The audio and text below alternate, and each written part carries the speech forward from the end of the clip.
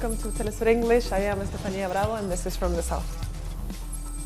The government of Venezuela has denounced new attempts by the United States to interfere in Venezuela's internal affairs.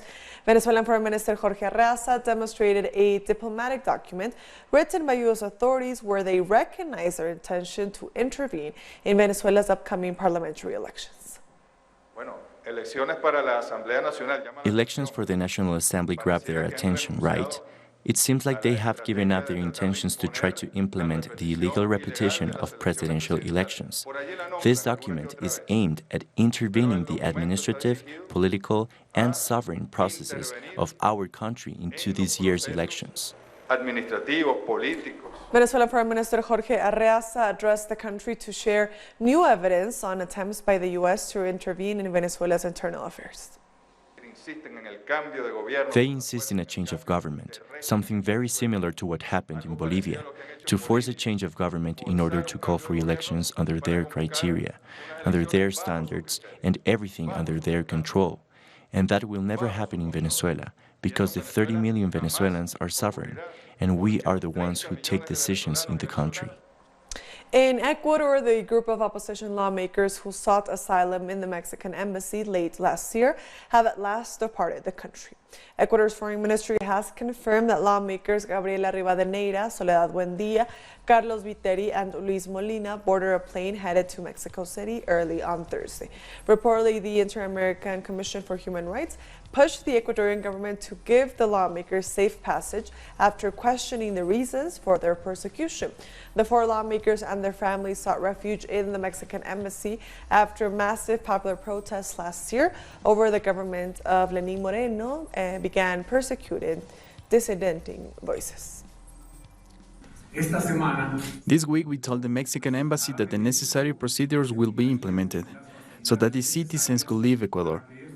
Today, the citizens boarded a commercial flight headed for Mexico City. Our correspondent in Quito, Liris Herrera, has more.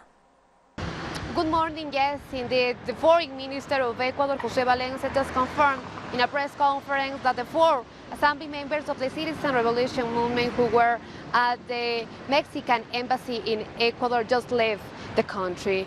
It's important to say that the four assembly members of the Citizen Revolution movement, Soledad Buendia, Gabriela Rivadeneira, Carlos Viteri, and Luis Fernando Molina, have denounced political persecution against them after the mobilization against the economic measures announced by President Lenín Moreno. In this context, the Foreign Minister José Valencia confirmed that they have accepted the request made by the Inter-American Commission on Human Rights, and the government gives the possibilities to the four assembly members to leave the country today. It is expected that the four assembly members and their couples will arrive in Mexico City in this afternoon.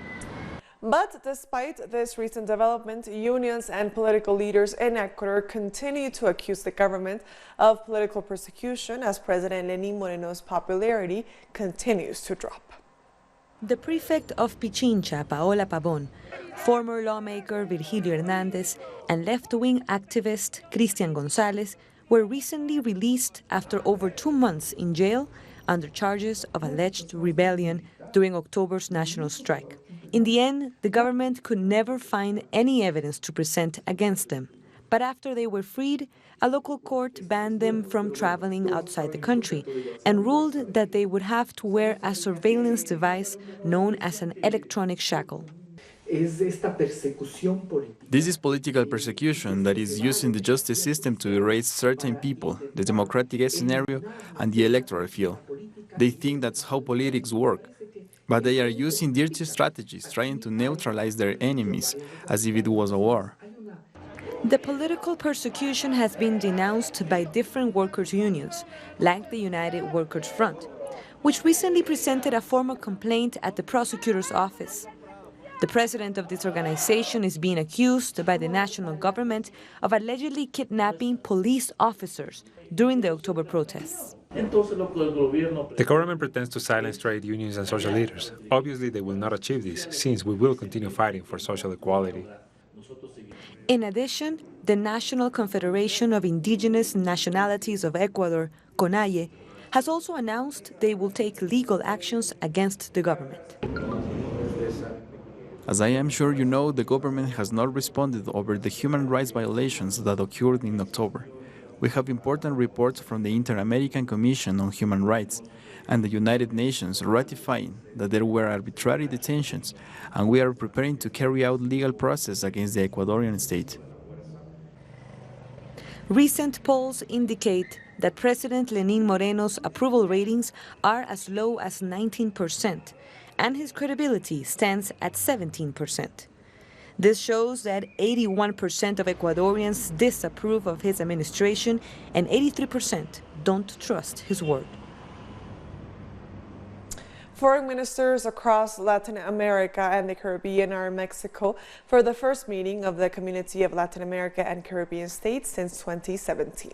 Mexican President Andrés Manuel López Obrador took over the pro-tempore presidency of the regional bloc. This year, Argentina returned to the organization after withdrawing under President Mauricio Macri's administration. The body was set up in 2011 by the late Venezuelan leader Hugo Chavez to promote the economic, social, and cultural development of the 33 member nations from Latin America and the Caribbean. It covers nearly 600 million people and has a gross domestic product of about $6 trillion across member states. The community of Latin American and Caribbean states can't simply be a space to discuss what others are already discussing. So what does the community want to do? To be the most powerful instrument for cooperation in Latin America and the Caribbean. The common standing amongst us is to present issues in a united way to the international community. That is what we have agreed on. We have many disagreements, but there are more things we agree on. We have a tendency to amplify disagreements, but now we're going to highlight our agreements. The CELAC summit was also the scenario of several bilateral meetings. Venezuelan Communications Minister Jorge Rodriguez met with the Cuban Foreign Minister Bruno Rodriguez. The Venezuelan minister took to Twitter and said, "Our peoples and leaders will always compromise to Latin American integration and peace in our region. Long live Cuba, long live Venezuela." Two-thirds of Puerto Rico is still without power, while a quarter is without running water after a series of earthquakes destroyed property and claimed at least one life this week. 300 homes were destroyed in a 6.4 magnitude quake and 6.0 aftershock on Tuesday. Cleanup operations are underway and is expected to continue for the next few weeks. The U.S. Department of Health and Human Services has declared a public health emergency on the Caribbean island. We'll be right back. Stay with us.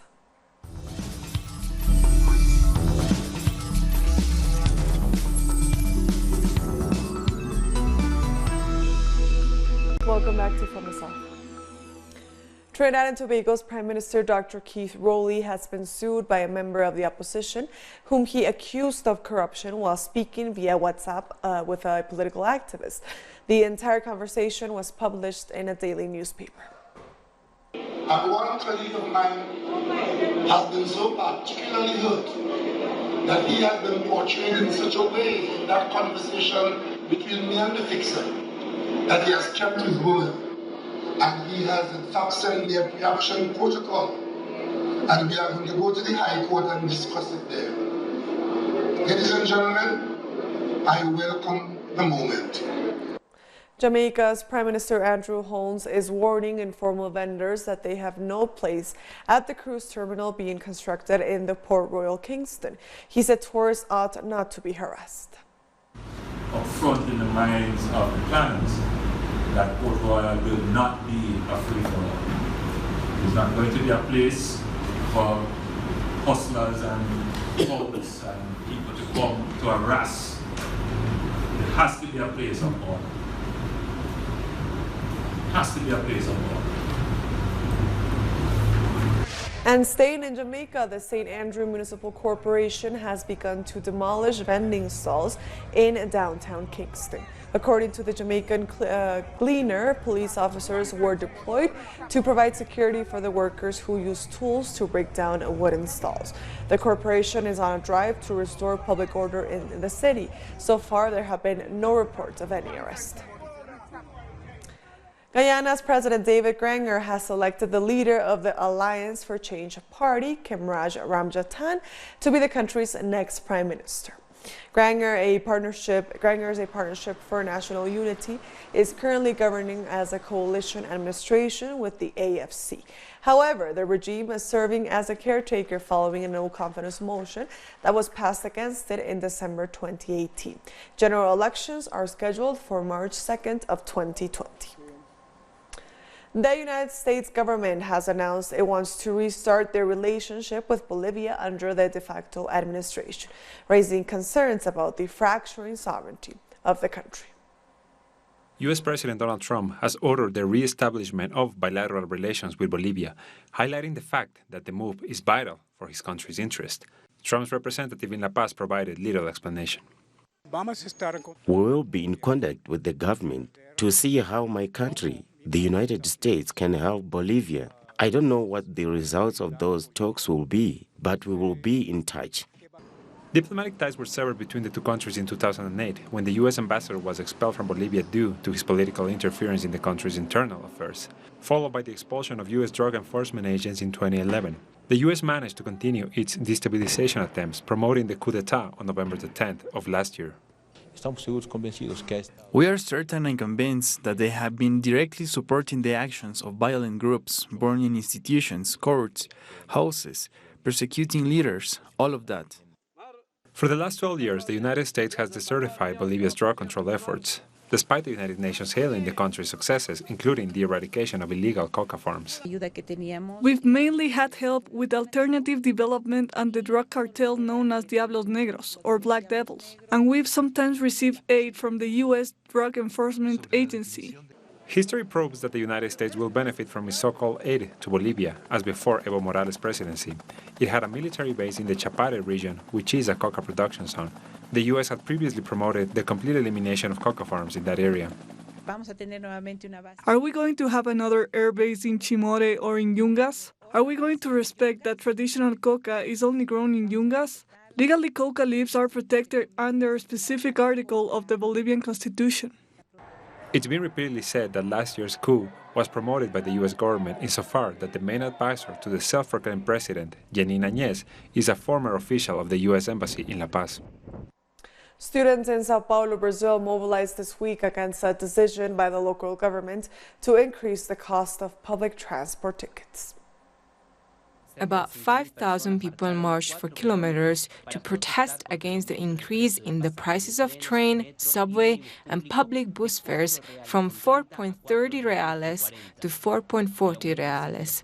The rise means that Sao Paulo residents will spend more than $1 for a round trip to and from work. Since 2016, the number of people who use the bus has been falling, not because people do not need a bus, but because they do not have money to pay. Raising the price by 10 cents in an environment where unemployment is growing and poverty is increasing is absurd. It is a direct attack on the poorest, the black community, and other marginalized sectors of society. The policy of privatizing social, cultural, sport and entertainment facilities is a result of negotiations between the mayor's office and the Sao Paulo state government led by the Social Democratic Party. This policy is in line with the economic adjustments program being implemented at the national level by the Bolsonaro administration. The young people from neighborhoods on the city's periphery are unable to easily travel to areas where culture, entertainment, and sports facilities are located. The 10-cent increase in the price of public transport tickets might not seem a lot for the wealthy, but for people from lower and middle classes like Luisa de Virgen, the hike adds to the ever-widening inequality gap in Brazil. The more they push us to the bottom, the better it is for them. Those who have money can afford to pay for transport, and those who have nothing, who often have nothing to eat, they have to make a great sacrifice to be able to go to school, to work. We go through so many difficulties. It makes us rise against this system. Our only solace is to be on the streets and fighting. Sao Paulo's mayor implemented the increase just before the Christmas break started, but it didn't go unnoticed. Led by the Free Fare movement, the people of Sao Paulo kicked off 2020 with protests against the tariff hikes, with the latest round of demonstrations set to take place on Thursday. A three-day food festival has opened in Havana, showcasing the island's cuisine. The event serves to highlight the importance of local food production as the U.S. tightens sanctions once again, particularly affecting the nation's supply of fuel. President Miguel Díaz-Canel and the new Prime Minister Manuel Marrero attended the opening session, as well as other representatives of the tourism sector. The government aims to produce finished food products to replace some of the millions of dollars in food imports each year. The fair serves as a showcase for local dishes made by Cuban chefs, combining pork, seafood, and organic produce in recipes unique to the island. Everything that I sell in my restaurant is from my farm, so everything that I offer is from the farm. After 8 years, I have been able to offer new dishes, including the cheese you see here in my restaurant. So I don't have to rely on imports, I produce everything. The challenge for food is not just a Cuban issue, it's a worldwide one, and it's complicated. That's why events like this are important. It highlights the patriotic nature of Cuban cuisine. The patrimony of Cuban food is alive and needs to be nurtured. It can't die out. We'll be right back. Stay with us.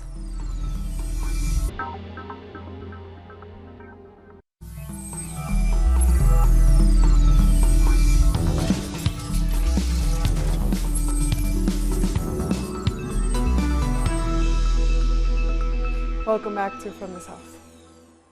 UK lawmakers have approved legislation to allow Britain to leave the European Union on January 31st with an exit deal. 3 years of tumult over the terms of the exit ended in a 330 to 231 vote in favor of the EU withdrawal agreement bill. The legislation now heads to Parliament's upper chamber and is expected to become law in the coming weeks, leaving enough time to allow Britain to leave at the end of the month with a deal to minimize economic disruption. The ayes to the right, 330. The noes to the left, 231. So the ayes have it. The ayes. Chinese Vice Premier Liu He will travel to Washington next week to sign the Phase 1 deal with the United States that has lowered trade tensions between the world's two biggest economies. Both parties are in close communication regarding the detailed arrangement of signing the agreement. I have no further information on the second phase of negotiation. China will continue to improve the administration of tariff quotas for wheat, corn and rice, in accordance with 2 rules and 2 commitments. The quota will be fully used under market-oriented conditions, which is not in contradiction with expanding the import of agricultural products. The United Nations Security Council has met in New York, where the threat of potential conflict between the United States and Iran was discussed. Mary Robinson, the chair of the elders, said it was highly regrettable that Iran's Foreign Minister Mohammad Javad Zarif had been denied a visa to travel to the U.S. to address the council. It is my understanding that Iran's Foreign Minister Javad Zarif was due to address this chamber today. He was going to speak about the role of the UN Charter in supporting international peace and security, but has been prevented from doing so as tensions have arisen between Iran and the United States. This is highly regrettable. It is precisely in times such as these that we need to hear the voices of all concerned. The peaceful settlement of disputes, the equal rights of men and women, non-intervention, self-determination and the sovereign equality of member states, and clear rules governing the use of force, as set out in Article 2, Paragraph 4 and Chapter 7 of the Charter. These principles are not favours or concessions. They are the foundation of international relations, and they are the core to peace and international law. Pakistan, which shares a border with Iran, is urging the United States to defuse tensions with its neighbor. Any attempt by the parties concerned to diffuse the tension and to work towards restoring peace in the region is something that Pakistan welcomes. We have seen that indication in the speech. We are evaluating the contours of the speech that was made last night by the United States President. But as I said, de-escalation is something that Pakistan welcomes. Transport was once again thrown into chaos as trade unions led thousands through the cities of France over the government's proposed pension reforms. Teachers, district nurses, and lawyers joined the strikes, which have entered their 36th day, becoming the country's longest transport stoppage in decades. Armed with placards and banners, protesters chanted anti-government slogans. While few train stations are operational, most have been paralyzed. This national action comes just 2 days after unions and the government restarted negotiations. Dozens of lawyers from the Bordeaux Bar Association took part in the demonstrations against pension changes. They tossed their robes on the steps on the city's courthouse to demonstrate that justice was dead. Between the government's line-off, we are in discussions. Everything is on the table. And the reality, there is reason to wonder about the government's willingness to engage and the government's willingness to take the advice of the trade unions. Listen, I'm lucky, quotation marks, because my 2 children have their teachers who are not on strike today. China and Cuba are celebrating the 60th anniversary of their diplomatic relations. The two countries began the celebration at the Cuba's embassy in Beijing. During the event, Cuba and China ratified their friendship and their commitment to consolidating their diplomatic ties. They also highlighted the importance of strengthening their ties in commercial, economic, and political areas. China is Cuba's second commercial partner, which enabled them to continue to advance in various strategic sectors in order to promote mutual development. At this important time, we need to implement consensus between our country's leaders in order to deepen mutual trust, deepen communication, and strengthen the country's friendships. I think it's very effective to strengthen our bonds through music and culture. It is important that Cuba and China strengthen their bonds in terms of culture and information. That we've come to the end of this news brief. You can find these and many other stories on our website at telesurenglish.net. And join us on social media. We are on Facebook, on Twitter, and on Instagram. For Telesur English, I am Stefania Bravo. Until next time.